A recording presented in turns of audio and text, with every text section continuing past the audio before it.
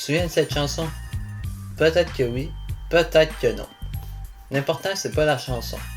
C'est ce qu'elle signifie. C'est les souvenirs qui sont rattachés. Pour moi, ça me rappelle quand je revenais de l'école primaire, le soir, ou les fins de semaine, quand j'arrivais avec mes amis, qu'on descendait dans le sous-sol et qu'on ouvrait la PlayStation 2. Je jouais à plein de jeux. Je me souviens de Batman Lego, Soul Calibur, Ratchet & Clank.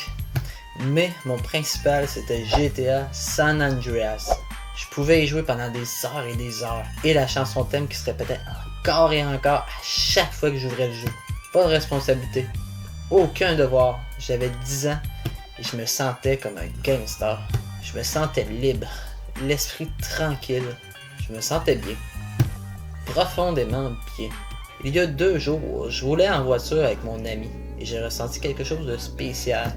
De vraiment spécial. Quelque chose que je n'avais pas ressenti depuis des années. Je me sentais bien. Profondément bien. En fait, je me sentais aussi libre que quand je jouais à GTA San Andreas et que la chanson thème tournait en boucle. Pendant ce court laps de temps, le monde nous appartenait. On était libre de faire ce qu'on voulait. La musique à plein volume et des fusils à pétard dans les mains. On était des gangsters, comme quand on avait 10 ans. Quand je suis revenu chez moi, j'ai réfléchi. J'ai beaucoup réfléchi.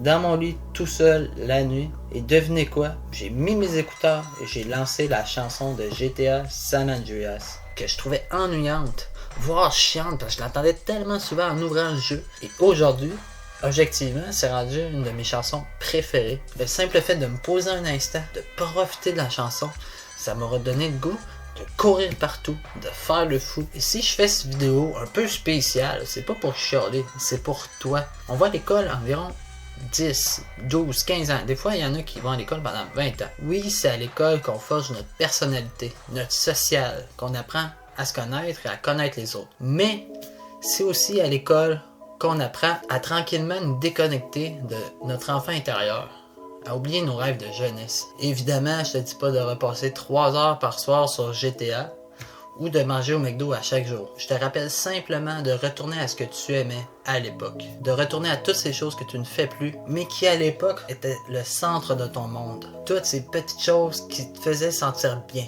Profondément bien. Si c'est des livres, une série de livres que tu lisais quand tu étais jeune, eh bien vas-y, pose-toi, relax et lis ce livre oublié depuis tant d'années. Si c'est une série télévisée que tu adorais regarder, eh bien vas-y. Pourquoi pas un de tes films préférés, même si tu penses que c'est pas une bonne idée, que c'est pas rentable, que c'est une perte de temps, essaye. Donne-toi une chance. Pour moi, reconnecter, même brièvement, avec mon enfant intérieur, ça m'a aidé. Même si ma santé mentale allait très bien, ça m'a redonné un boost. Ça a rallumé l'innocence que j'avais quand j'étais enfant. L'innocence qui me permettait et qui te permettait d'avoir peur d'absolument rien. Alors finis ce que tu as à faire et après fais-toi plaisir. Pas à toi, mais à l'enfant que tu as déjà été. Pour l'enfant qui t'a aidé à devenir qui tu es aujourd'hui et qui attend depuis toutes ces années avec une grande impatience de ressortir.